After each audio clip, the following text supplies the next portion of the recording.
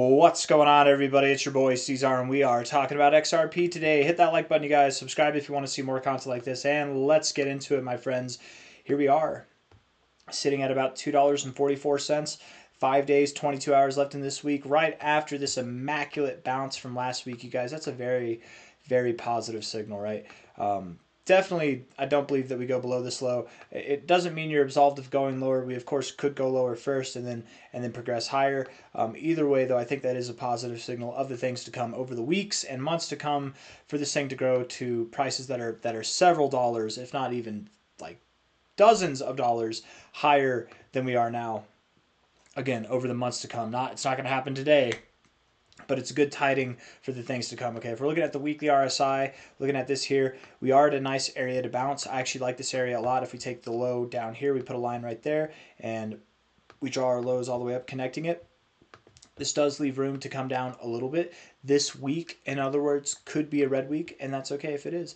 It would be totally fine. We're at $2.44. It would be fine if we went all the way down to about $2, $2.10, close the week down there. That would be fine, and that would actually set us up with a very good bounce off of this weekly RSI on the trend line here. We don't have to go down there. Just because this imaginary diagonal line is there doesn't mean that we have to go down there and touch it, right? We could find support right here because this very non-imaginary 60 line right there, that is an area that you like to find support at most of the time, on a weekly perspective, on a daily perspective, right? You found resistance here a couple of times. It might make sense that you find support here now. If this week can close green, I would definitely expect that this is support, and that would imply that not just this week, but going into the following weeks to end this month and begin next month, you'll likely see some phenomenal growth. If it doesn't happen this week, fine. You close red, that's fine. But whenever you do close green, just understand, as long as we're local to this area, whether it's a little bit lower, it's right here, whatever, when we do get a green month, that will promote a bounce that likely takes us back into the overbought zone. Whenever you get a move into the overbought zone, it tends to be rather miraculous. So just look for that, right? If it's this week, cool. 5 days, 22 hours from now, cool. If it's green, even if it's a little bit green, as long as it's green, that would leave the implications for a bounce to begin, right? Over the coming weeks to follow, over the months to follow even. If we look at this on a 3-day time frame, same kind of idea here, right? Again, if we connect the lows, it's not the most well respected, but pretty damn close. You're right in that area where you look to bounce.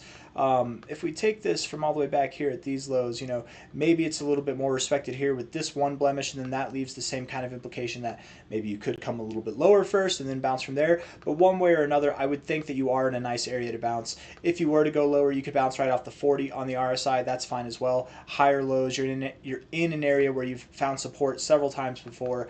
I would definitely suspect that over the next 3 days, over the next week or so, you likely do find support here, right? And move higher, right? That'd be another very good thing to do, is that if this 3-day period in the next 21 hours can close green, and the following 3-day period can close green, if we get a couple more of these to close green, that would likely set us up for a green close on the weekly RSI as well. We look at the daily RSI, daily time frame, you're oversold. You hit the oversold zone and you're bouncing out of it. That's always a good thing to do. You got just a little bit into the oversold zone, just like you got a little bit into it here. You missed it barely here, but still finding support in this general area. Tipped it a little bit there. You like to find support in these areas, okay? And the last time that you did, let's just look at this. Let's go back and just see what you've done with these, okay? I don't know, it might not be actually fair to compare what you did here, because what you're doing now, where you are here, it's different than where you are here, right? This was, you're holding XRP, haha, you're dumb, right? You're investing in crypto, why are you holding XRP? It's like a pet rock, right? That was this. Now it's up here like, haha, we were right. This has been the best thing to hold all along. That's how the people holding XRP feel. It's a different kind of environment, not just from a morale kind of standpoint, but also from a strength standpoint, right? Overall movement standpoint, where you are in the cycle, where you are in your kind of lifespan, right? If we look at this on a monthly basis, prices down here I don't think are the same to consider as the prices up here. This was before a big move, whereas this is after a big move, and I'm only on this tangent at all because, again, looking at the daily RSI down here, we were going to compare these lows, but I don't think it's necessarily appropriate to compare them. right? They're all at relative lows. That much, I guess, is appropriate, but the price action that follows, I don't know if it's appropriate to compare that, right? Because if we do compare that, what we would expect from all these lows would be more consolidation. And it's possible we could consolidate more. Hell, man, we can consolidate all year if we want to. I don't know. I don't think it's going to happen. I really, truthfully, what I think is that if we look at the daily RSI, you're in a bit of a downtrend, lower lows, lower highs. You're soon to break out of this downtrend, and likely that would result in more growth, not more consolidation, right? So I think you're coming to the end of this. I think that you will move up higher soon. You're in some form of a horizontal range, okay, of which the top is basically, I would say, right there. Yeah, sure, right there. And then the bottom is right here, right? You're in this horizontal range. Whenever you break out of it, you'll begin your next phase up. You're at 244 now. That next phase would likely take you to a minimum of $6.41. I think it's $6.41, if not higher, right? High to low here. Last cycle high in April 2021 to the bear market low in June of 2022, 641. I was right. I got my memory. You say it enough times, day in and day out, it'll stick, right? It's not that impressive, right? I'm glad that I remembered, patting myself on the back because I have a bad memory sometimes. I talk about so many numbers, man. It's hard to keep track of everything. But yeah, 641 would likely be the next target. I don't think for weeks, I don't think for months you've consolidated right here just to stop at the 1414. No, I think the 1618, the golden ratio at $6.41.7. That's a very suitable next target to have. And then whenever you reference this kind of movement with the movement that you just saw coming into this consolidation phase, it's close. It's close to the same movement. It's just not all of it, right? And in fact, I want to take kind of just like a for fun kind of idea here. If we take not the low of this move where you began moving up, but just when you broke out of this here, which would have been here, you broke out right there, okay? And then where you went to, not the high of this move, but to the part where you started to consolidate, which would be basically right here at this white line. I don't know if that makes sense what I'm doing. This is not a good way of doing technical analysis. I don't even think it is. But just for fun, I'm doing it this way. If you measure that movement there, the kind of main meat of the move, excusing the consolidation parts, the move that was inside the lower consolidation phase and the ending part of the move that was in the higher consolidation phase, if we just got the main meat of the move, well, that same move from the low of the horizontal range that we're in here, that measure move would take you right up to the 1618. Again, that's not an appropriate representation. If you take the actual low all the way up to the actual high, if we were to measure that same move, it would take you higher than that. You'd actually go all the way up to about $11. But I'm just saying, the reason why I'm drawing it this way is more as a comparison to say that if anybody out there is saying 244 to 641 seems a bit unlikely to happen, we literally just did that. We actually did more than that. We literally just did that to get up here. So 641.7 as a minimum target, I think, is more than adequate. 1071 to 1332, that's a very acceptable maximum target. I think you start looking above those numbers, you're getting a little bit out ahead of the cycle. I think that we will see targets that are higher than this, just at a later point, probably in the second half of 2025. First half of 2025, I doubt we break above 13. I accept that we could reach there. Most likely will be somewhere between $6.41 and $11. That's my thought personally. 244 now, 245. I'm expecting that you go up, actually. Again, you could go down and it's fine. That 4 hour looks good. That's a good looking RSI. Daily time frame, you could go down and be fine. 3-day time frame, you could go down and be fine. Weekly time frame, you could go down and be fine. But all of these time frames look like suitable, doable areas for a bounce as well.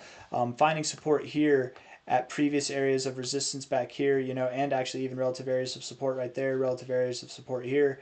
It's not a bad thing. It's definitely not a bad thing. If we look at this high to low, you went up all the way up to your golden ratio. Oh, man. Yeah, this is really good. This is very productive, guys, actually. Wow. I don't think you're going lower, man. I don't believe you're going lower than this. I don't know what my targets were before. I'm pretty sure I was calling for XRP to go down to maybe around $2. It can go below $2. It's okay if it does. But this fib, man, bouncing off the 618 to the 382, almost always I expect you to go to the 786, 886. And if XRP does that, if you go to 296 to 316, you likely don't stop there. That's likely the beginning of your next phase up, which again takes you to 641 to $10, 70 cents, $11, whatever, 13 at the highest. Yeah, This is a good look on the 4-hour time frame too. This is a short-term, man. You really look like you're about to get going. You got the higher lows and higher highs here. You're about to reach for that overbought zone this week. This week you're going to get things going, man. I really think so. You've got 5 days and 22 hours left. Man, this video took a whole different tone. I hope you watched to the end, you guys, because I really don't think that we have that much consolidation left with XRP. I think it starts soon, man. It's either going to start today. When I say it, I mean the price moving up. You're going to be above 260 today or tomorrow. Certainly by the end of this week, I think you'll be around, if not above, $3. And then going into next week, going into the week that closes February, you're going to be reaching for that target at 641 and higher. Depending on how, man, if you're at $6 by the end of February, you're going to $11, man. You're going there by the middle of March. I think a lot of coins are going to move up until mid-March, end of March. That's kind of my expectation. But we'll see, man. We'll see. That's a good look. I really do like this fib a lot, man. From a low to a high. Or no, sorry, not that. That's good too. Bouncing off your 382 like this and not rejecting down and going to your golden ratio. That's actually a good look too. But this, the high to low is what it was. The high to low, yes. Rejecting your golden ratio, which is very normal to do. But whenever you do that, normally what you would do is you reject, you find support at your 382, and then you build to your 786, 886. What this implies, right, is not just that you would go here, but moving up to here likely implies that you're breaking out of this overall range as well, and that's what ignites you. That's why this simple fib, even though right now, again, I want to be clear, the statistical probability that's calling for this fib right now, the way it looks, it's only calling for move up to the 786, 886. That doesn't mean that it's only calling for that and then it has to go down. I just mean all this means, it doesn't mean it's going through here. It just means technically that it's going to here. But what it means to me, if the price gets up here, it gets back above $3, that means to me it's breaking out of this overall range, likely beginning its next phase up of this overall move, right? That's what it means. So it's just a really good look. I don't know how else to explain it. I hope I explained it in the best way possible, or at least a way that's not totally confusing to understand. I've got nothing else for you guys. I think that the price looks phenomenal. I think you're about to break out. Weekly RSI looks poised and ready to go. 3-day, daily time frame, all same things. If you go lower, they're fine. It's totally fine. But the 4-hour has me a bit jacked and excited that not only are you not going to go lower, but probably in the next 48 hours, you're going to see some life here, man. That's going to take you back above $3. That's all I got for you. If you like the video, hit the like button. Subscribe if you want to see more content like this. Thank you all for being here. I'll see you on the next one. Take care. Bye-bye.